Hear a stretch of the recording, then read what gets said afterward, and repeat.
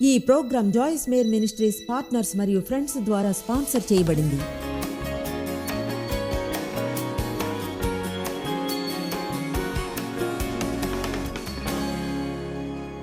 నిర్గమ 3:19 ఆరంభిద్దాం.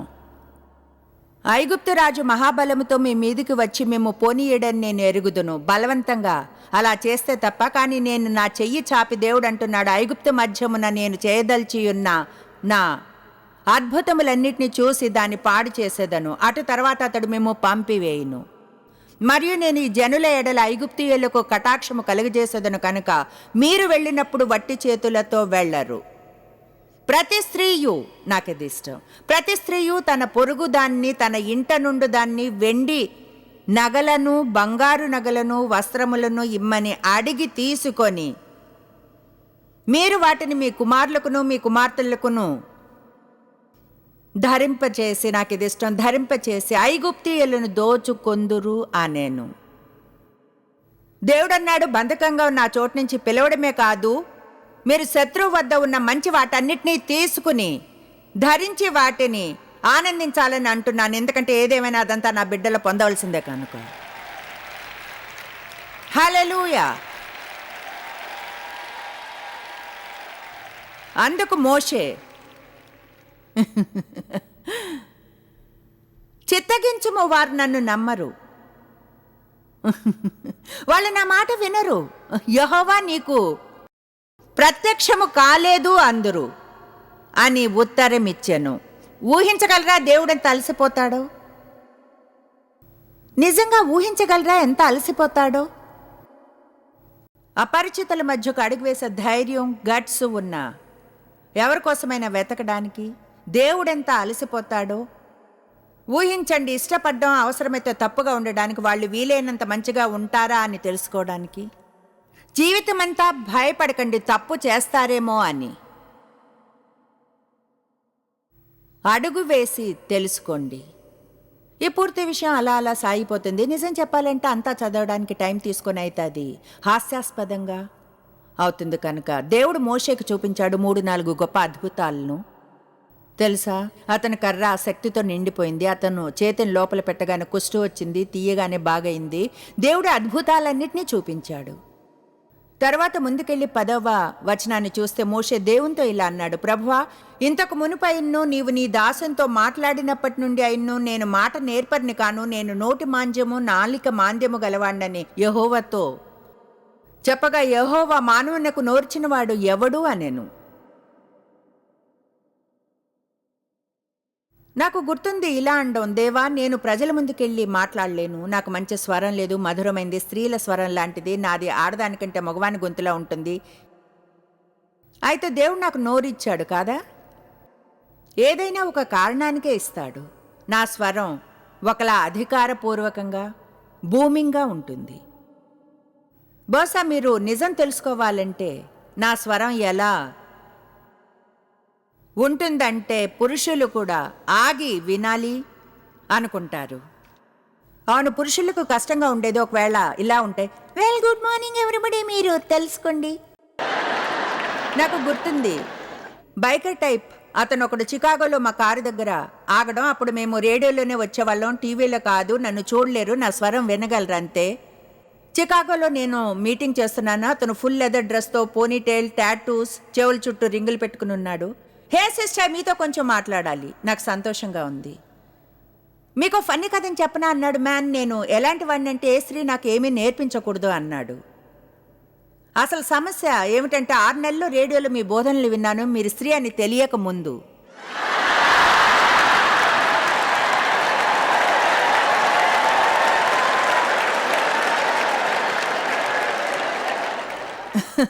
అన్నాడు. అప్పటికే ఆలస్యం అయిపోయింది దేవునితో వాదించడానికి, ఎందుకంటే మీ జీవితం మీద ఉన్న అభిషేకం అప్పటికే నన్ను మార్చివేసింది. ఆమేన్. స్పాకి ఫోన్ చేశాను గత ఏడాది ఫేషియల్ కోసం. మీకు జరిగింది నిజం చెప్తున్నాను. స్పాకి ఫోన్ చేశాను ఫేషియల్ కోసం. నేను జాయిస్ మేర్ని, వచ్చి ఫేషియల్ చేయించుకోవాలి. ఒక స్త్రీ అంటుంది, మీకు ముఖం మీద జుట్టు ఉందా?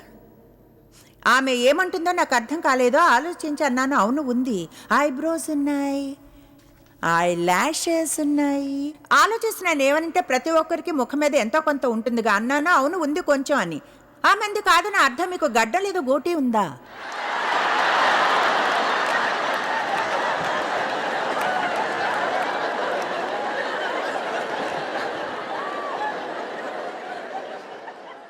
అప్పుడు ఎంతో గట్టిగా నవ్వేశాను. దేవుడే నువ్వు అరగంట నవ్వుకున్నావు. నేను చెప్పాను అంటే ఇండియాలో కూడా ఆఫ్రికాలో న్యూ గినియాలోనూ అది చెప్తే నవ్వారు. ఒకవేళ అపవాది నేను అభద్రంగా ఫీల్ అవుతానని అనుకుంటే అతను తప్పు అంచనా వేశాడు. ఎందుకంటే నాకు తెలుసు క్రీస్తులో నేను ఎవరినో. వాళ్ళు ఏమనుకున్నా సరే నేను పట్టించుకోను. అయితే చెప్పగలను ఎప్పుడూ అలానే జరిగేది కాదు. ఒకరోజు గతంలో ఉండేదే నాకు అలా జరుగుంటే ఇబ్బంది పడిపోయి కోపం వచ్చి ప్రతిదాని మీద విసుగు చూపించేదాన్ని. బహుశా కొన్నిసార్లు దేవుడు కొన్నిటిని సెట్ చేస్తాడు. మనం అది గుర్తించం కూడా. ఎందుకంటే నేను స్పాకి వెళ్ళినప్పుడు నాతో ఫోన్లో మాట్లాడిన స్త్రీ ఫేషియల్ చేయాలనుకున్నాను. ఆమె చేసింది కూడా. నేనెంతో అందంగా డ్రెస్ అయి ఉన్నా. ఆమె అంది ఐఎమ్ సారీ. ఇంకా అంది. మా బాస్కి చెప్పాను. ఏమనంటే ఆమె పేరు విని కూడా తెలియలేదు ఆమె స్త్రీ అని. చూడండి ఆమె అంది. అయితే సమస్య ఏమిటంటే నాకు అంకుల్ జాయిస్ ఉన్నారు. ఇప్పుడు ఛాన్స్లు ఏమున్నాయి?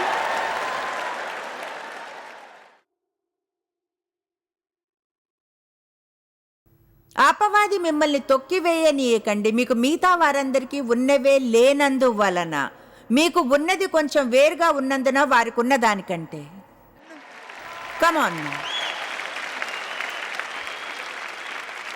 మోషే అతనేం కాదో అదే చెప్తున్నాడు. బహుశా చివరికి దేవుడు దాంతో అలసిపోయింటాడు. మోషే అన్నాడు, నేను మాట నేర్పరిని కాదు, నోటి మాంద్యం ఇది కాదు అది కాదు. ప్రభు అన్నాడు, నీకు నోరిచ్చిన వాడెవడు? తర్వాత 12వ వచనంలో చెప్తాడు, కాబట్టి వెళ్ళుము, నేను నీ నోటికి తోడై ఉండి నీవు ఏమి పలుకవలసింది బోధించేదనని చెప్పాను. 13 అందుకు అతడు, అయ్యో ప్రభువా, నీవు పంపతలించిన వారినే పంపుమనగా అతడు తోసేస్తున్నాడు. ఇంకెవరినైనా పంపు. 14వ వచనం, అప్పుడు ప్రభువుకు మోషే మీద ఎంతో కోపం వచ్చింది. కమాన్, దేవునికి కోపం వచ్చేంత వరకు దేన్నైనా లాక్కండి. మీరు నిర్ణయించుకోండి, దేవుడు మీ వల్లే మిమ్మల్ని ఉపయోగించడని. పగిలిన కుండల్లోంచి ఆయన జ్యోతి మరింతగా ప్రకాశిస్తుంది. కనుక మీరు అలా ఫీల్ అయితే మీరు ఒక పాత పగిలిన కుండ అని. అది శుభవార్త. ఎందుకంటే దేవుడు ఆయన వెలుతురిని మీలో ఉంచినప్పుడు ఎన్నో బలహీనతలు ఉంటాయి ఆయనకి చూపించడానికి. ఎవరైనా ఆమెను చెప్తారా?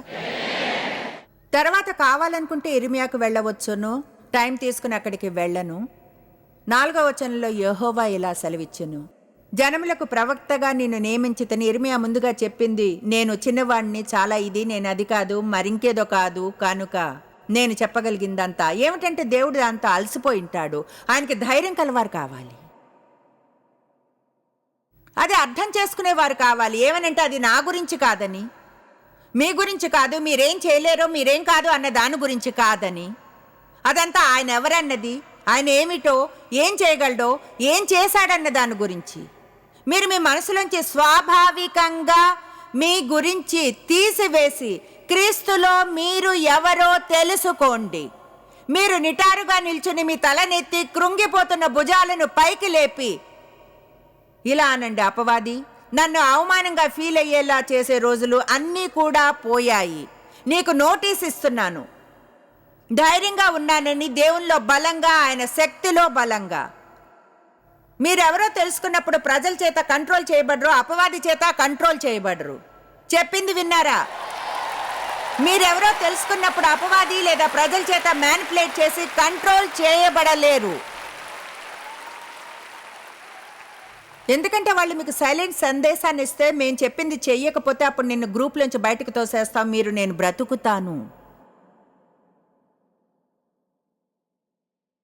నేను ఎప్పుడూ ప్రయాణిస్తుంటాను. చూడండి, ఎప్పుడూ ప్రయాణం చేస్తుంటే అది ఒకలా. చూడు, నీకు మామూలు జీవితం లేదు, నీకు ఒక కొత్త నార్మల్ది ఉంది. కొన్నిసార్లు అది కొంచెం ఛాలెంజింగ్గా ఉంటుంది ఇంటి వద్ద ఉన్నప్పుడు కూడా. ఎందుకంటే నాకు నార్మల్ జీవితం ఉండదు. ఒకలా దేనిలోనూ నేను భాగం కాదు. ఎందుకంటే చూడండి, నేను అక్కడ దానిలో భాగంగా కూడా కాను. కనుక ఒకసారి దేవునితో అన్నాను, ఏమనంటే, దేవా, నాకు ఒక చిన్న గ్రూప్లోని భాగం కావాలనుంది. అంటే ఒక చిన్న గ్రూప్ బైబిల్ స్టడీ లాంటిది, లేదా వేరే ఏదైనా. ఆయన అన్నాడు, నువ్వు ఒక చిన్న గ్రూప్లోని భాగానివే, తండ్రి, కుమార, పరిశుద్ధాత్మ, పద వెళ్దాం.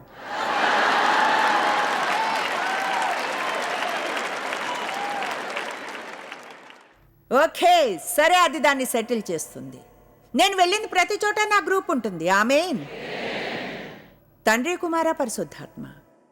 కమాన్, మీకు మీరు సారీ ఫీల్ అవడం మానండి. క్రీస్తులో మీరెవరో తెలుసుకోండి. నిటారుగా నిల్చోండి.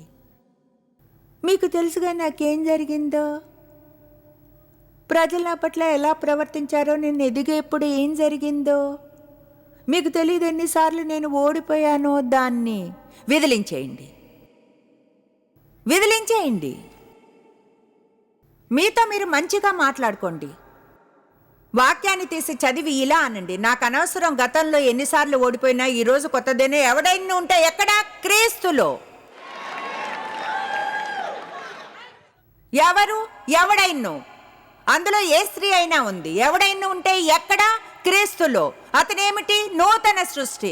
అతనికి ఏమవుతుంది? పాతవన్నీ గతించిపోయి సమస్తము నూతన మగును.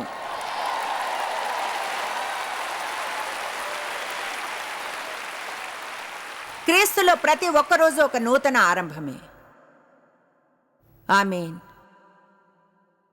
మీరనవచ్చు, తెలుసా, నాకెవరితోనూ పెళ్ళయింది, వాళ్ళు నన్ను తిరస్కరించారు, మరొక స్త్రీతో వెళ్ళిపోయాడు, ఇంకొక విషయం, నేను పనికిరాని దాన్నని తెలుసు, లేదా వేరే విధంగా ఒక స్త్రీ మరొక పురుషునితో పారిపోయింది, మనసు విరిగిపోయింది, దానంతటి నుంచి అపవాది మిమ్మల్ని ఒప్పించాడు, నువ్వు ఇది కాదు, అది కాదు, మరింకేదో కాదు అని మిమ్మల్ని విదిలించుకుని ఇలా అనాలి. ఏమిటో తెలుసా, వాళ్ళు మూగవాళ్ళు. ఎందుకంటే మంచి వాళ్ళు దొరికినందున.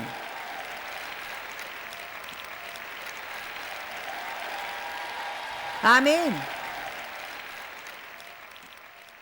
హే, దేవుని పట్టుకుని వేళ్లాడండి. ఆయన మార్గాలు ఆయనకున్నాయి. 2 కొరింథీ 5:28, మనం ఆయన యందు దేవుని నీతి అగునట్లు పాపమే ఎరుగని ఆయనను మన కోసము పాపముగా చేసెను. మళ్ళీ అందులో ఉంది క్రీస్తులో. కనుక అర్థం చేసుకోండి, మీలో కాదు. మీలో సామర్థ్యం లేదు కావలసినంత మంచి కార్యాలను చేయడం, దేవుని యందు నీతి అనే టైటిల్ని పొందడానికి. అయితే క్రీస్తులో దేవుని ముందు మీరు నీతిమంతులు. దేవుని ముందు మీలో తప్పు ఉండదు, నీతి ఉంటుంది. మీరు అనవచ్చు, ఇప్పుడు ఆగండి ఆగండి ఆగండి ఆగండి, నేనెన్నో తప్పులు చేస్తుంటాను. మీరు చేసేదాని గురించి చెప్పడం లేదు, చెప్పేది మీరెవరన్నది. నా బిడ్డలు ఎదిగే సంవత్సరాలన్నిటిలో ఎన్నో మూగ పనులు చేస్తుంటారు. అయితే వాళ్ళు ఎల్లప్పుడూ మేయర్సే. అదెన్నడూ మారలేదు. వాళ్ళు ఎవరన్నది ఎన్నడూ మారలేదు. వాళ్ళు చేసింది నాకు సూట్ కానందున. కనుక మనం అనుకుంటాం దేవుడు వేరుగా ఉంటాడని. మీరు ఆయన బిడ్డ కాకుండా పోరు గందరగోళం చేసినందున ఆయనకి మీ మనసు తెలుసు, దేవునికి మీ మనసు తెలుసు. మీకో విషయం చెప్తాను, నిజంగా ఇక్కడ ఈ రూమ్లో కూర్చున్న వారికి ఎలాంటి కారణం ఉండదు. బహుశా టీవీని చూసే వారికి కూడా మీరు ఈ పొడవాటి ప్రసంగంలో ఇరుక్కుని పోతే, మీరిలా అంటున్నందున, కేవలం నీతి అనే నిజం వల్ల మీరుగా ఇక్కడికి వచ్చారంటే, ఇక్కడికి రావడానికి ఎన్నో కష్టాలను దాటి హోటల్కి డబ్బులు కట్టారు, బేబీ సిట్టర్స్కి సెలవు తీసుకున్నారు, ఇక్కడికి వచ్చారు దేవుని వాక్యాన్ని వినడానికి.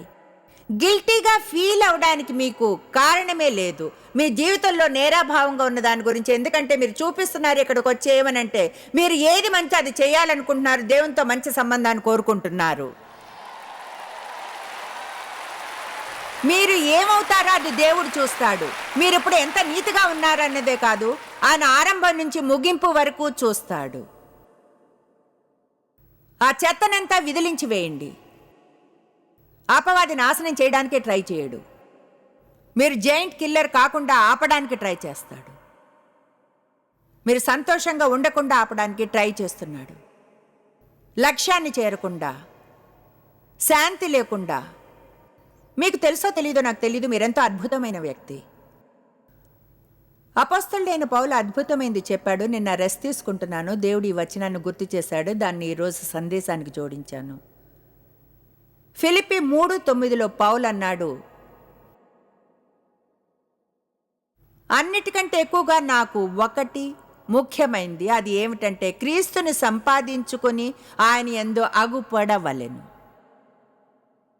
ధర్మశాస్త్ర మూలమైన నా నీతిని గాక విశ్వాసమును బట్టి దేవుడు అనుగ్రహించి నీతి గలవాడనై ఉండవలెను. ఎందుకంటే నిజంగా సత్యం ఏమిటంటే మనం ఎంత మంచిగా ప్రవర్తించినా అదెన్నటికీ సరిపోదు. ఎప్పటికైనా దేవుని సన్నిధిలోనికి రావడానికి, ఎందుకంటే ఆయనంత పవిత్రుడు. మధ్యవర్తిగా క్రీస్తు లేకుండా, మన మధ్యలో వానిగా ఆయన లేకుండా దేవుని పవిత్రత మనల్ని నాశనం చేస్తుంది. అదంతా అద్భుతమైనది. కనుక మనం ఎన్నడూ ఆశించలేం. దేవునితో ఎటువంటి సంబంధాన్నైనా మన నీతి వలన అయినా మంచివే చేయడానికి ప్రోత్సహించబడుతున్నాం, నీతిని వెంటాడడానికి. అయితే మనం ఎన్నడూ నీతిని వెంటాడలేము దేవునితో ఏదైనా లాభం పొందడానికి. నీతిని ఎందుకు వెంటాడుతామంటే దేవునిలో మనకు ఉన్నదాని వల్లనే. మీకు అర్థం కాలేదు? ముందుగా ఆయన మనల్ని ప్రేమిస్తున్నాడు, తర్వాత ఆయన మనం మంచిని చేయాలంటాడు. ఎందుకంటే మనల్ని ప్రేమిస్తున్నాడు, మనల్ని ఆయన ప్రేమించేలా చేయడానికి కాదు. నా జీవితంలోని ప్రతిరోజు లేచి నేను ఆ పూర్ణత అనే మార్కు వైపుకి పోరాడతాను. అపొస్తలుడైన పౌలు చెప్పినట్లుగా యేసుక్రీస్తు నేను వేటిని పొందాలని మరణించాడో వాటిని పొందడానికి ముందుకు సాగుతాను. నేను నోటిని గురించి అధ్యయనం చేస్తుంటాను, అది ఏ కష్టాల్లో పడేస్తుందో. స్వార్థపరత్వం గురించి అధ్యయనం చేస్తాను. పరిశుద్ధాత్మని నన్ను సరిదిద్దనిస్తాను, పశ్చాత్తాపడతాను, అధ్యయనం చేస్తుంటాను, మరింతగా ఎదుగుతూ ఉంటాను. అయితే సమయాన్ని వేస్ట్ చేయని గిల్టీగా ఫీల్ అవుతూ, ధార్మిక అపవాదులకు కోపం తెప్పిస్తున్నాను. మీరు గిల్ట్ కోసం నిర్మించబడలేదు. అది చంపేస్తుంది, మీ డిఎన్ఏలో అది లేదు. మీ నుంచి అంతా దొంగిలిస్తుంది, రోగిగా చేస్తుంది, శాంతిని దొంగిలిస్తుంది, మనసును పాడు చేస్తుంది, కలిసి ఉండడం కష్టం అయ్యేలా చేస్తుంది, ఖచ్చితంగా ఎదగడానికి సహాయపడదు. మీరు దేవుని బిడ్డ అయితే ఇప్పుడు ఈ క్షణంలో దేవుడు చూస్తున్నాడు, మిమ్మల్ని ఆయనలో నీతిగా ఉండడం చూస్తూ ఉన్నాడు. మీరేదో చేసినందువల్ల కాదు, కానీ మీరు ఒక చిన్న బిడ్డలా వచ్చి ఇలా అన్నందున నమ్ముతున్నాను, ఒక అద్భుతంతో నీతో నీతిగా ఉండేలా చేశావు, నేను ఆ నీతిలోనే నడుస్తాను, నీతిని ధరిస్తాను. మీరది ధరించినప్పుడు అది శత్రువు నుంచి కాపాడుతుంది. FC6లో బైబిల్ చెప్తుంది మనకు సర్వాంగ కవచం ఉందని, దాన్ని ధరించాలని. మీరు అనుకుంటారా దావీదు గొల్యాతుని ఓడించగలిగేవాడని? ఒకవేళ అతనెవరో అతనికి తెలియకుంటే, మనకు కానీ దేవుళ్ళు అతనుకున్న నమ్మకం ఉంటే, ఒకవేళ అతని సహోదరుడు అతని మీద ఉంచాలనుకున్న చిన్న తన్నపు ఆత్మను అతను తీసుకుని ఉంటే, అతను వెంటనే చంపబడి ఉండేవాడు. అతను నీతిని ధరించాడు. మీరు నీతిని ధరించాలి. ప్రతిరోజు లేచినప్పుడు మీకు మీరు గుర్తు చేసుకోండి, క్రీస్తులో మీరెవరు. శాంతి జోళ్లను ధరించుకునే రక్షణను, శిరస్త్రాణమును రక్షణ పొందిన వానిగా ఆలోచించండి. దేవుని పథకానికి బయట ఉన్న ఎవరిలానో ఆలోచించడం మాని రక్షణ పొందిన వ్యక్తిగా ఆలోచించండి. రక్షణ పొందిన వ్యక్తిగా ఆలోచించండి. దేవునితో సంబంధంలో ఉన్న వ్యక్తిలా ఆలోచించండి. ఎవడైనను క్రీస్తులో గానుంటే, పౌలన్నాడు, క్రీస్తును సంపాదించుకొని ఆయన యందు అగుపడు నిమిత్తము ధర్మశాస్త్ర మూలమైన నా నీతిని గాక క్రీస్తునందలి విశ్వాసము వలనైన నీతి ఆయన మాత్రమే నాకు ఇచ్చు నీతి. తర్వాత వచనంలో ఇలా అన్నాడు, నా దృఢ సంకల్పం ఏమిటంటే ఆయన్ని తెలుసుకుని ఆయనతో మరింత సన్నిహిత సంబంధం పొందాలని. నీతి గలవాడనే ఆయన యందు అగుపడు నిమిత్తము ఏ విధము చేతనైన్ను మృతుల్లో నుండి నాకు పునరుద్ధానము కలుగవలనని శరీరములో ఉండగానే. మీరు అనవచ్చు, ప్రయత్నిస్తున్నాను, నాకు ఇంకో గంట టైం ఉంటే ఆ భాగాన్ని తవ్వి చూసేదాన్ని. నేను ప్రయత్నిస్తున్నాను. అయితే ప్రశ్న ఏమిటంటే, మీరు నమ్ముతున్నారా? మీరు నిజంగా కొన్ని మంచివి చేయడానికి శ్రమ పడుతున్నారా? మీ గురించి మీరు మంచిగా ఫీల్ అవ్వడానికి కొన్ని నిమిషాలు మీరు గందరగోళం చేసి చెడుగా ఫీల్ అవనంత వరకు మిగతా రోజంతా, తర్వాత బహుశా 1-2 రోజులు చెడుగా ఫీల్ అయిన తర్వాత మరో చిన్న మంచి పని చేసి మంచిగా ఫీల్ అవుతారు కొన్ని గంటలు, తర్వాత మళ్ళీ గందరగోళం చేసి ఫీల్. నాకు తెలీదు చివరిగా ఏ తప్పు చేశానో లేదా ఎప్పుడు చేశానో, చివరిగా ఏ మంచి పని చేశానో తెలీదు, లేదా చేశానో ఎందుకంటే ఇంకెప్పుడు నా పనుల రికార్డుని ఉంచుకోవడం లేదు నేను. ఆమేన్. అయితే నాకు తెలుసు ఉదయాన్న దేవునితో సహవాసం చేయడం, మంచం మీద దాదాపు 2 గంటలు పడుకుని వాక్యాన్ని ధ్యానించాను, దేవునితో మాట్లాడి చెప్పాను ఆయన ఎంతగా ప్రేమిస్తాను, నేనేం చెప్తున్నానో అది ఇంకెంతో దేవునితో ముందుకు తీసుకుని వెళ్తుంది. మిగతా నాన్ సెన్స్ కంటే కమాన్ దేవునికి స్తుతులు చెప్పండి.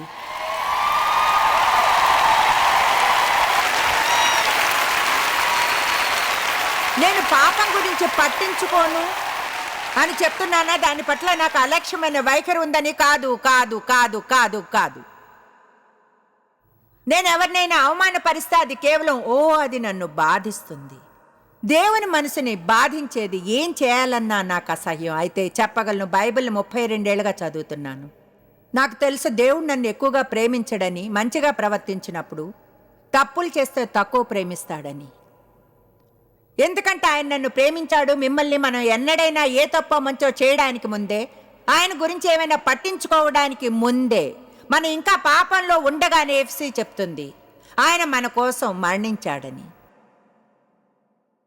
ఇప్పుడు ఎంత ఖచ్చితంగా ఆయన్ని ప్రేమిస్తున్నాం, ఆయనగా మన జీవితాల్లో బలంగా కనపరుచుకుంటున్నాడు. అయితే మీ జీవితంలో ఆయన శక్తిని అనుభవించలేరు నాన్ సెన్స్ అంతా విదిలించి వేయకపోతే.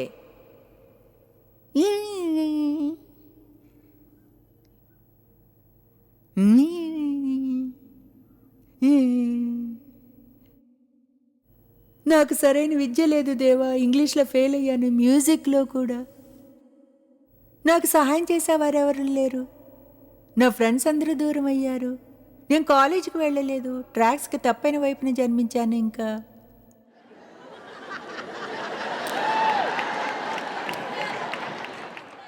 బహుశా నేను గిద్యోన్తో వెళ్ళి చిన్నగా అవుతాను.